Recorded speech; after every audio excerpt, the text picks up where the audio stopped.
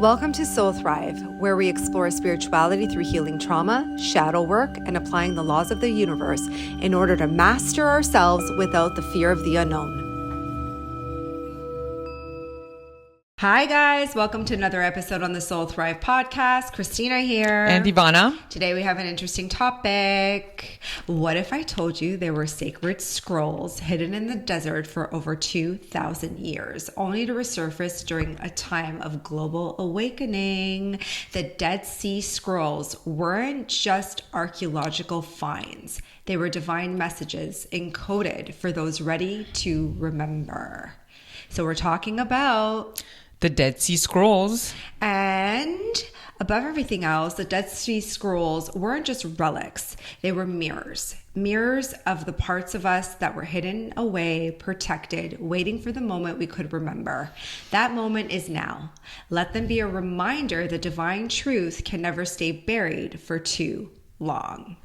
Love it. I had to do so much research because I was like, what are the Dead Sea Scrolls? And to be honest, I wouldn't not really known. I know, but also I'm not going to sit here and say that we're probably not going to do some other episodes on this as well, especially on the Book of Enoch, because this is also where the Dead Sea Scrolls talk a lot about the Book of Enoch, and there's a lot of messaging there that I want to help individuals become aware of when it comes to this awakening process. So why don't you let some individuals know some of the research that you kind of did in the last little while about the Dead Sea Scrolls? So basically they are a collection of ancient writings that were found in caves near the Dead Sea between 1947 and 1956. However, they are about 2,000 years old. So around the time of Jesus, essentially. And they include biblical texts and religious rules and some community writings as well. And some of them are the oldest copies of parts of the Hebrew Bible, which is the Old Testament. Yeah, and a lot of these testaments have not even been put in the Bible itself. They've been left out. So these texts include the Book of Enoch, Jubilees, and War Scrolls. So I think we're going to do some podcast episodes on them as well. I think it's really important, especially because right now what's happening is there's a mass awakening going on. I mean, it's been going on for years, but there's a new portal and vortex opening up. And so there is an awakening happening on this planet because we can see that pressure, that duality occurring, and it's kind of guiding us back to these old ancient ways of mysticism. Because like the original aspects of all of these texts that were excluded out of the Bible had everything to do with more of the cosmos and mysticism and astrology and the ability to really kind of connect to the Christ consciousness far more than what the Bible itself states, because that is more governed by law. The original texts were not governed by law. They were governed by cosmos. And that really just means the freedom in the awakening, the understanding of our gifts, our spiritual processes, and, so much of this, our gifts that can be awakened in this new spiritual evolution that's going on. And it's so interesting that they were buried. Yeah. For a reason. They were buried for a reason. Yeah. Well, I also think too, as I've been reading a little bit of the Book of Enoch, and I'll just kind of quickly go there for a second. There's so much controversy around just the messaging that people take things too literally. They're not looking at the symbolism of what actually the conversation itself actually is. So some of the things that were a direct conversation with these texts were this the ability for you to connect with and hear angels and prophecy without church or temple.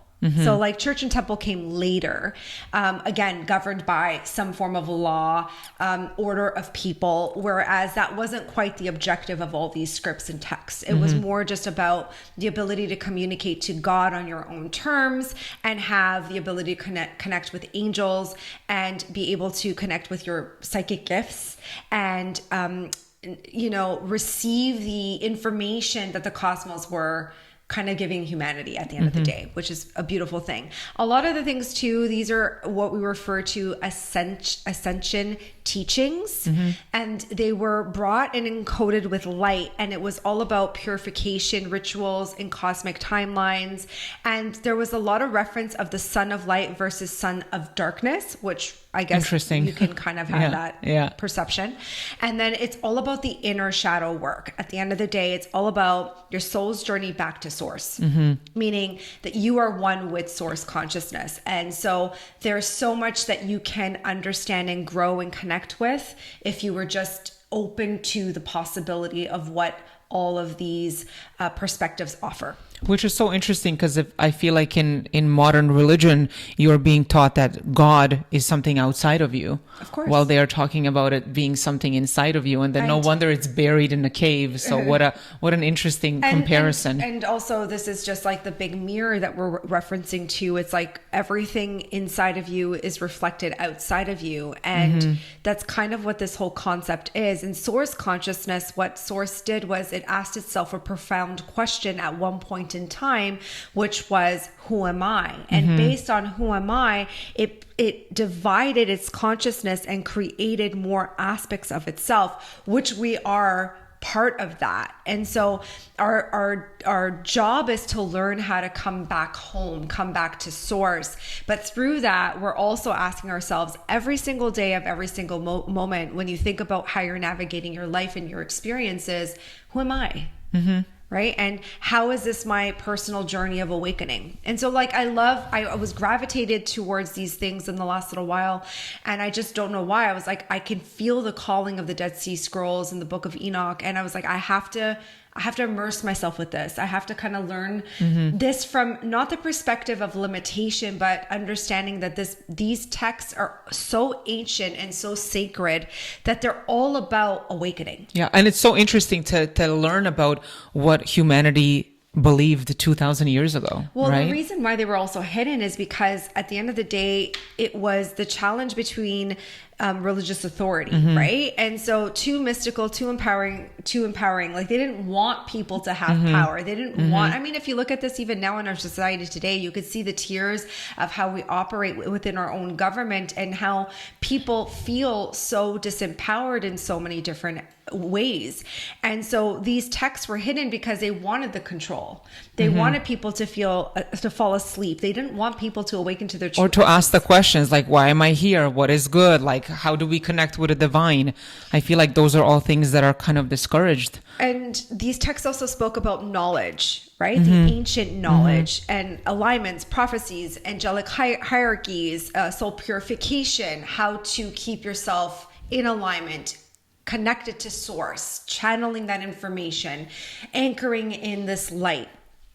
And then God as energy, spirit, presence, and not control. And I think that that's a very big thing, because like, there's so black and white thinking when it comes to religion overall. Yeah. One of the interesting things as I was doing my own research was they talked about the power of spiritual communities, right?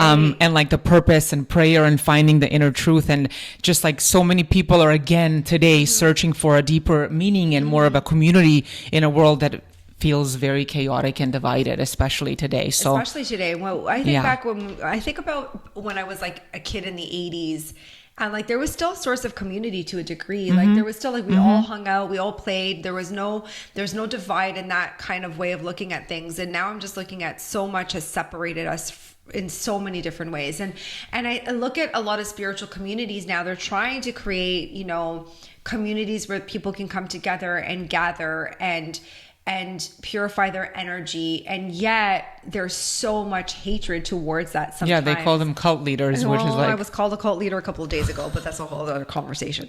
Right? It's welcome to my life. This is like, the more and more we educate people, I hope that more and more people awaken to the realization that all of these things do exist, and that just because someone believes in this point of reference doesn't make them crazy, nor does it make them a cult leader. It makes them someone who's trying to awaken people at the end of the day to their truth, right? So I do find that these ancient texts were also delivered by starseeds and like I guess we'll have the conversation again about aliens or extraterrestrial beings or that type of knowledge and energy that did exist, but they came in here to teach people, energy and channeling and dream interpretation and astrology and all about the cosmos and psychic gifts and all of this that exists within humanity to whatever extent that looks like for someone. And then above everything else, they came in with these texts to kind of help people understand that they were going to connect with the arrival of a Messiah, which is obviously Jesus, Christ consciousness. And that was what they wanted. They wanted someone to come into this world to awaken truth and to awaken, through the years of interpretation and through the lessons and people distorting the message. Obviously, Jesus's message wasn't about someone being psychic or fallen angels being negative or something demonic happening. It was the polar kind of opposite about that. The message overall is like, you, humanity, have the power to do good. And yet a lot of people use the power to do bad. And so that was the conflict, right? It was like, even though we have free will, we're using all of this in a negative way. And now it's all about power and control. So when a woman awakens up to her divine feminine at the end of the day, a seer, a healer, a midwife, a mystic, a witch, a psychic, there's all this like negative connotation to a woman's power. And we can see that in construct through society's norms and our rights continuously, even in 2025, being taken away from us. And it's been a reoccurring theme that the Bible has reiterated for so long. And, there's this awakening. And I actually recently posted something online. I did a reel on it. Oh, the awakening of the feminine aspect. The divine feminine. Yeah, the divine feminine energy that's coming in. Because right now, as of August, so we're currently in Mercury retrograde. If you're watching this, I don't know when this is going to come out, actually, probably after Mercury retrograde. Towards mid-end August. So yeah. So August 11th, Mercury retrograde ends. However, there's a full moon on August 19th, and there's going to be an energy, and energies are trickling in right now regardless. An awakening of this divine feminine. And what's also happening is a collapse in old systems. So are we going to see even more chaos? We're going to see women rise up. We're going to see women speak up, but not from a feminism perspective where it's like degrading men as well. Like, I'm not here to say like men don't need to be put in their place to a degree, especially the ones that want power, but we're here to step into our authority.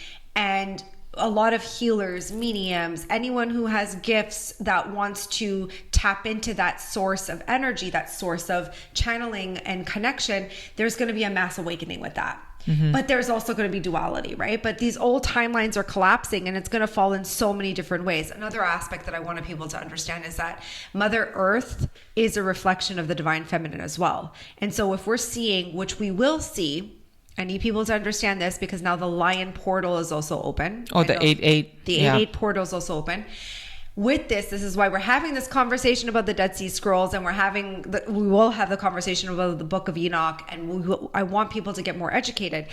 As the 8-8 portal is opening, there's going to be a massive awakening within Mother Earth as well. And so certain portals or vortexes in countries like Greece, Japan, Russia, which we just currently saw, there was an 8.8 earthquake, which caused a huge tsunami.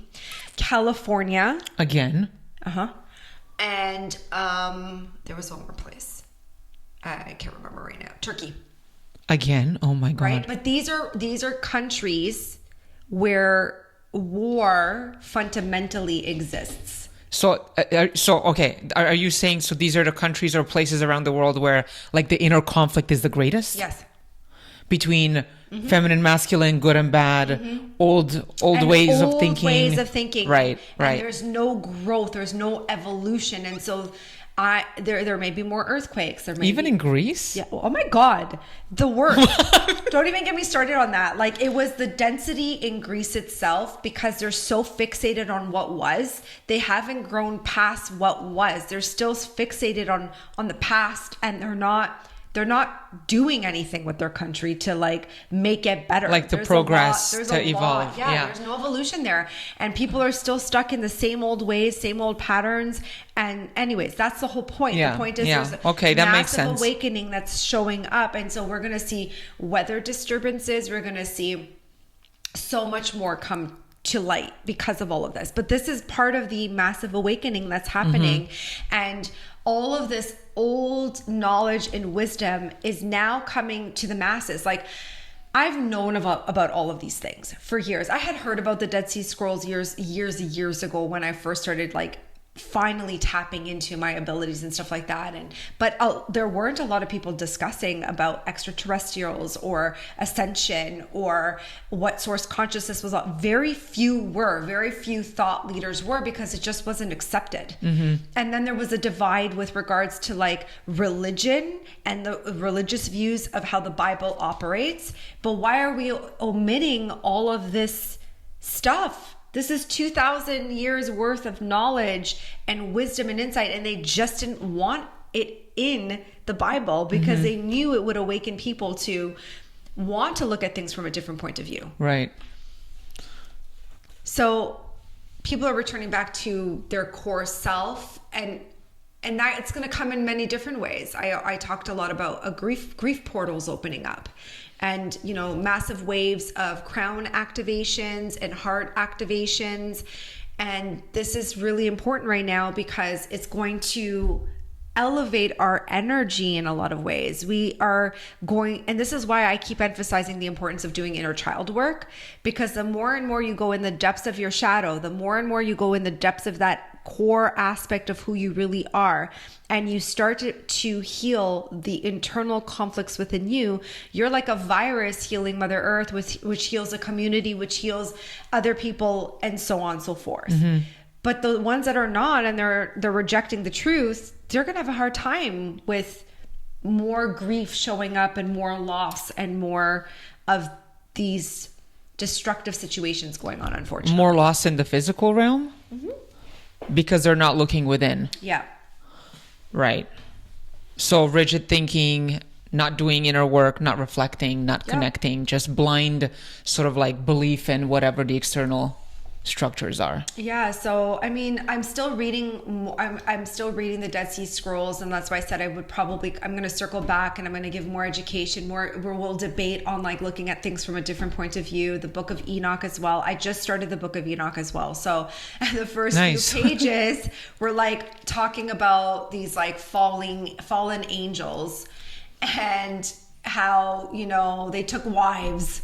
And like they took these wives, and, like, I'm just giving you the guys the story, right? The story is they took these wives and then they impregnated these wives, and then they created these giants that they couldn't control, and then the giants were like killing people, and then the angels taught human beings how to fight and created war, and then God was like upset about that and was gonna like punish them, and so these fallen angels taught women herbalism and you know, astrology and mysticism and all of the psychic stuff, and that was a big no apparently. But like, really, that's not what the story is really about. At the end of the day, if you think about it, it kind of is about, we're giving power. And I think if women were more in power, in my perspective, in my opinion, if women were in power, I don't think we would have the world that we have now in any which way. Yeah. So I don't know, guys. What do you guys think about the Dead Sea Scrolls? If you guys have, I mean, I'm sure some of you guys have heard of it. We'd love to know what your opinions are on it. I mean, even if you want to debate the topic, I mean, bring in your questions. It'd be interesting to hear different points of perspective as well on this. I love that the search for truth and for meaning and for like the divine has always been a part of the human journey, and it feels like it's going to continue forever. Yeah. All right, guys. Have yourself a beautiful day. Bye.